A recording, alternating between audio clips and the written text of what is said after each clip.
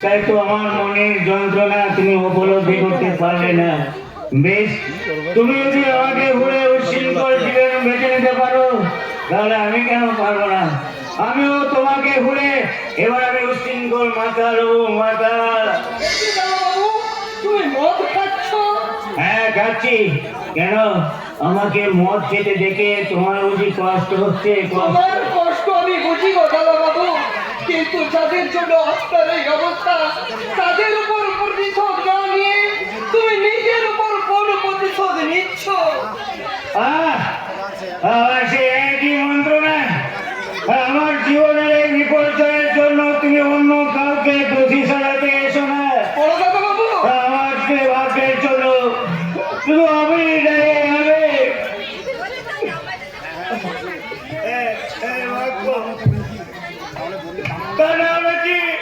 বন্যার মতো মেয়ে আমাকে ছেড়ে পালিয়ে যেতে পারতো। বৌদি বুড়ি তোমার ছেড়ে যায়নি গো দাদা বাবু। আমার মনে হয় বৌদি বুড়িকে ওরা খুন করে গুম করেছে। বন্যাকে কেউ খুন করেনি, সে নিজের বিবেক মনুষ্যত্বকে খুন করে এক উশৃঙ্খল জীবন বেছে নিয়েছে। তাই তো আমিও তাকে চিরদিনের মতো ভুলে যেতে চাই, আর তাকে ভোলার জন্য এই মন। না না বড় দাদা বাবু, আমি তোমাকে এভাবে নষ্ট হতে দেব না।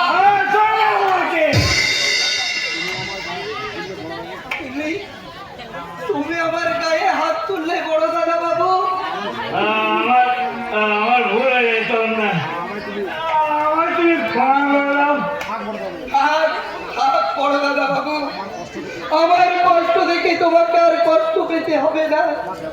তোমার ব্যবহারে আমি এতটুকু দুঃখ পাইনি গো বড় দাদা বাবু। তোমার মনে পড়ে বড় দাদা বাবু, সেই ছোট্টবেলায় খেলার চলে তুমি আমার বুকে কতবার লাথি মেরেছো, গোড়া গোড়া খেলতে গিয়ে কতবার আমার পিঠে কিল চড় মেরেছো। সেদিন যে মনে তোমার কেউ আমি এতটুকু দুঃখ পাইনি গো বড় দাদা বাবু।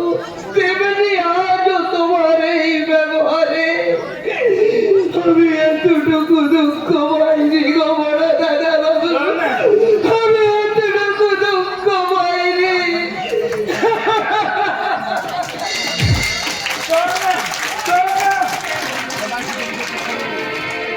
সবাই নিজের দুঃখ নিয়ে ভাবতে চায়, কিন্তু আমার দুঃখ কেউ বোঝে না। কিন্তু এখন আমি কি করবো? আমি কি বন্যাকে ভুলে ওই বৃষ্টিকে নিয়ে সুখী হওয়ার চেষ্টা করবো, নাকি বন্যা বৃষ্টি দুটোকে মন থেকে মুছতে? মাথার মধ্যে অসহ্য যন্ত্রণা, আর এই যন্ত্রণার একমাত্র উপশমের ওষুধ এই মদ।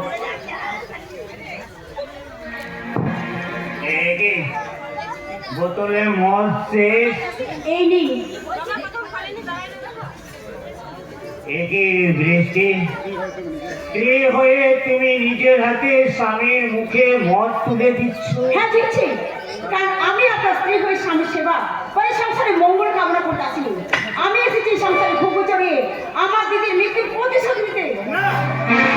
তোমার দিদি মারা যায়নি বৃষ্টি, আমি নিজের চোখে তাকে দেখে এসেছি। হ্যাঁ দেখবেন, আপনি এখন মতি নেশার কামনার ক্ষুধায় অনেকের মাঝে আপনি আপনার বোনটাকে দেখতে পাবেন, তাই না জামাই বাবু? জামাই বাবু? তুমি আমাকে জামাই বাবু বলছো? কি করবো বলুন, পুরনো অভ্যস্ত তাই ভুলতে পারি না। তবে আপনাকে জামাই বাবু না বললেও কখনোই হ্যাঁ গো ও গো বা প্রিয়তম করে আদিক্ষেতা করতে পারতো না। সেটা আর কেউ না জানলেও ওই ঈশ্বর জানেন। আমি তোমায় কথা দিচ্ছি বৃষ্টি, তোমার দিদিকে আমি যতখানি বিশ্বাস করতাম তার চেয়ে অনেক অনেক বেশি আমি তোমাকে বিশ্বাস করবো, অনেক বেশি তোমাকে আমি ভালোবাসা দেবো। ভালোবাসা? বৃষ্টি জানেন চাই বাবু, একদিন আমি দিদিকে ঠাট্টা করে বলেছিলাম, দিদি তোর মনে অর্ধেক ভাগ আমি নেব, কিন্তু বিধাতাকে আশ্চর্য লীলা দেখুন, সেই ঠাট্টাটা আজ কেমন তুমি সত্যি হয়ে গেল। অর্ধেক নয়, আজ আমি পুরো ভাগ পেয়ে গেলাম, কিন্তু তাতে আমার এতটুকু আনন্দ হচ্ছে না জামাই বাবু, শুধু ঘৃণা হচ্ছে।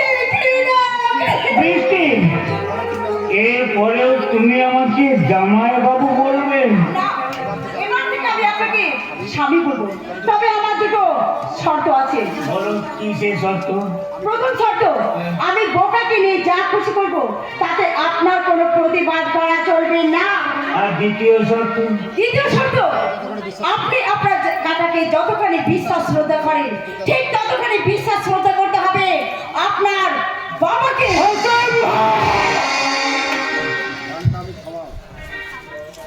ভণ্ডামি থামাও। শোনো মিষ্টি, আমার জীবনের চেয়ে যদি তোমার কাছে তোমার ওই শর্তের মূল্য বেশি হয় তাহলে তুমি তোমার ওই শর্ত নিয়ে থাকো। আর আমি একটু একটু করে শেষে হয়েছি, একটু একটু করে।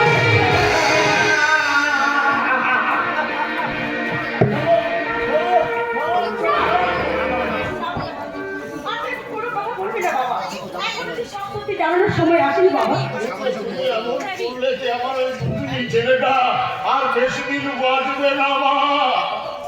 কিন্তু আমি তো দূরের সরে থাকতে চাইনি বাবা, কিন্তু সুখের সঙ্গে গা ভাসাতে গিয়ে আমি যদি আমার প্রতিশোধের কথা ভুলে যাই। প্রতিশোধ নিতে গিয়ে তোমার স্বামী যদি তোমার কাছ থেকে হারিয়ে যায় তাহলে তুমি কি দিয়ে বাঁচবে?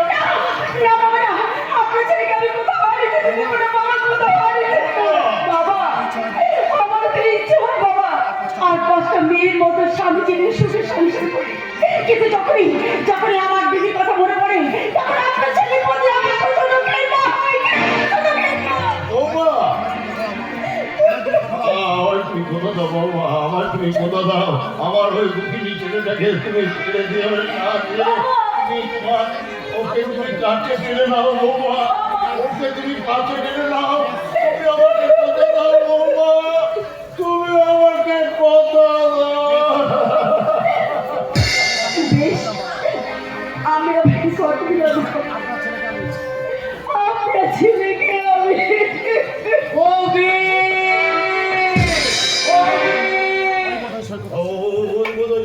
আসছে আমার ছেলে বৌমা, আমার ছেলে ওর বাবা দাদার মতো নয়। আমি এখন যাই মা, আমি এখন যাই।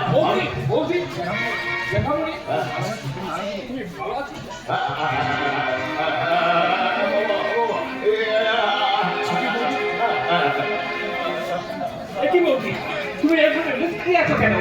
এতদিন পর বাড়ি ফিরলাম বলে তোমার অভিমান পেয়েছি। তোমার অভিমান ভাগাতে আজ আমি একটা দারুণ সুখবর শোনাবো। তোমার বোন বৃষ্টিকে আজ আমি রেজিস্ট্রি করে বিয়ে করব। আমাদের দাম্পত্য জীবন যেন নতুন হয় তার আগাম আশীর্বাদ নিতে আমি তোমার চরণ ধুলি মাথায় নিয়ে মাথায় ঘুমটা শিখছে সিঁদুর। বলো বলো তুমি কে? আমি তোমার দাদা সাধু স্ত্রী, তোমার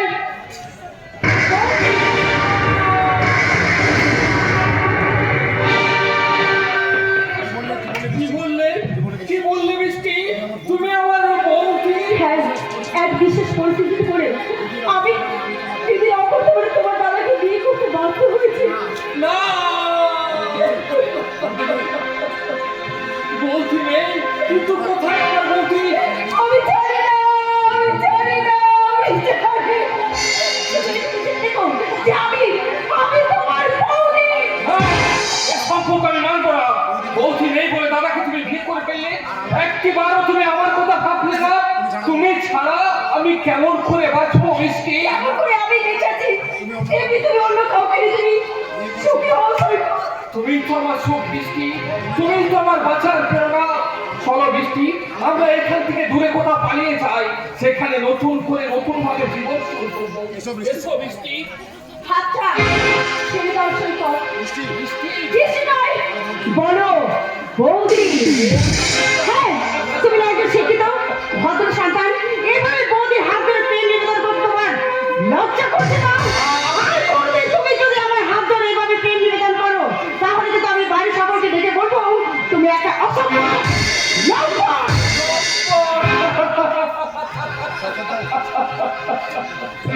সৈকত, তোমায় নিয়ে বাঁচতে চাওয়াটা যদি আমার লাম্পট্য হয়, তোমায় স্পর্শ করাটা যদি আমার অসভ্যতা হয়, তার পরিণামে তুমি আমার বুকে হাজারটা লাথ মারো বৃষ্টি। তোমার ওই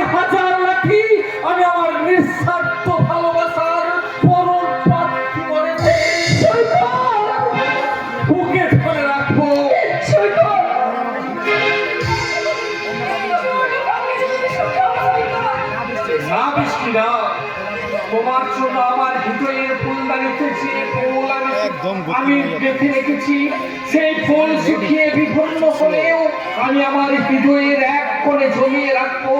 তবু নতুন করে নতুন ফুলে আর আমি আমার হৃদয়ের শূন্য ফুলদানি সাজাবো না, কখনোই সাজাবো না।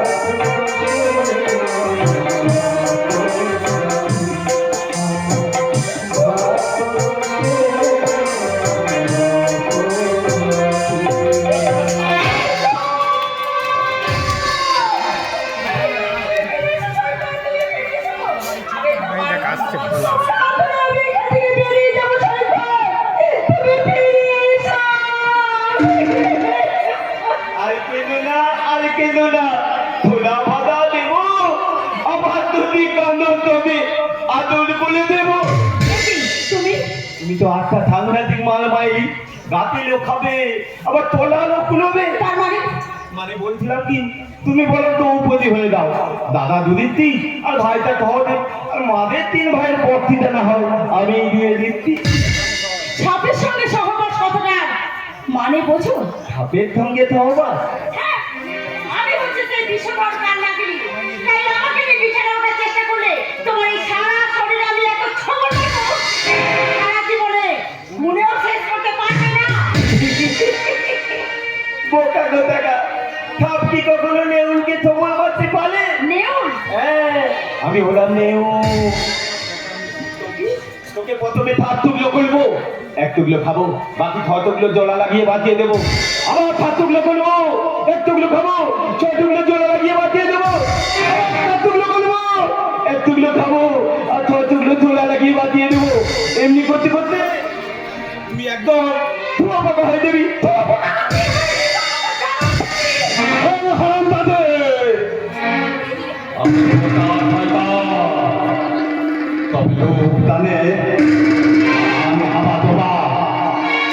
তবে তুই মনে রাখিস, আমার এটা হাত নয়, হাতের খাওয়া। এখানে বলবে 2.5 কিলো মাংস নিয়ে তবেই উঠবে। বৌদির সঙ্গে অসভ্যতা হচ্ছে। পয়সার বাপ বলতেছে, আমার ভাগে ভাগবত। ওটা কি তোমায় বিরক্ত করছে বৌমা? বিরক্ত করবে কেন? ও তোমার দেবর লক্ষণ, তাই ওর চরিত্রের লক্ষণগুলো একটু একটু করে প্রকাশ করছিল। মেয়েটা এসব কি বলে গেল বলতো? ও কিছু নয় বাবা। আচ্ছা বাবা, ধ্যানে ধ্যানে কি হয়? কেন কেন বলাবলি? সে তো তোমার সঙ্গে আমার হয়ে গেছে। ও সঙ্গে না আমার আর খোলাখুলি হবে না, হবে খোলাখুলি। বলাবলি মানে কি বলবি? উল্টা ফুল। এক চড় মারবো বসো। বাবা, হ্যাঁ বাবা, বলছিলাম কি, তোমার কি মন্ত্রটা আমাকে একটু শিখিয়ে দাও না। কি মন্ত্র? দিয়ে দেবো বাবা, ভাইয়ের কি আপন কেউ নেই, ওই একটা মন্ত্র বলো, ঠিক আছে? ওটা আমার জীবনে মূল মন্ত্র বাবা, ওটা তোর জীবনে মানায় না। কিন্তু ধরো বৌদি মরে গেল, বৌদি বলবে কেন? ধরো না বৌদি মরে গেল, তাহলে দাদা কেনে কেনে পাগল হয়ে যাবে, আর ভাইটা তো পাগল হলো মনে। পাগল হলো মানে? আমি বলছিলাম কি বাবা, তুমি এক কাজ করো, পুরো সম্পত্তি আমার নামে লিখে দাও। এই শয়তান ছেলে, বহু কষ্টে আমি ওই সম্পত্তি করেছি। ওই সম্পত্তির দিকে যে হাত বাড়াবে তার হাতটা আমি কেটে নেব। আচ্ছা, তাহলে আমিও সবাইকে বলে দিই, বন্যা বৌদির পালিয়ে যাওয়ার ঘটনাটা আসলে বাবার বানানো একটা মিথ্যে গল্প। আসল সত্যটা আমার এই মোবাইলে আছে।